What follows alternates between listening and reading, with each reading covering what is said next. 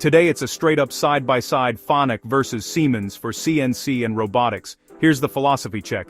FANUC is the Toyota of controls, reliable, predictable everywhere. Siemens is the Swiss Army knife, powerful, flexible, wildly customizable, proof by workload. If I'm running high-volume parts on 3-axis mills or lathes where the program changes rarely and uptime is king, FANUC shines. Fast boot stable behavior techs who've seen it all. Downtime?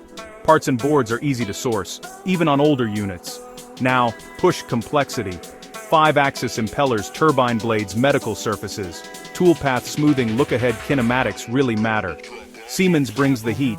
Advanced cycles, strong multi-axis interpolation, integrated simulation. Programming flow. If I'm feeding rock-solid post-processors from CAM and want minimal surprises, FANUC's consistency is gold. If I like tweaking cycles, probing logic custom screens, Siemens openness speeds iteration. Operator experience. FANUC feels familiar across decades, hard keys, familiar menus, low learning curve for basic ops.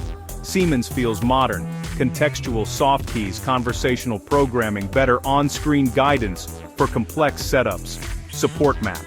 In Asia and North America, FANUC's service network is massive. In Europe, Siemens's ecosystem is deep, with strong OEM integration and training pipelines. Cycle time versus certainty. On simple parts, FANUC's stability keeps takt time tight and predictable.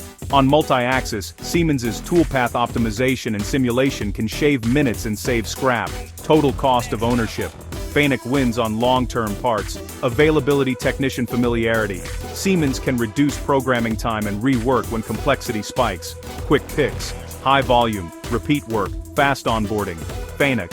High-end, multi-axis, heavy customization, and simulation. Siemens. Best answer. Match the control to the parts you make, most the talent you have, and the support you can reach in hours, not days.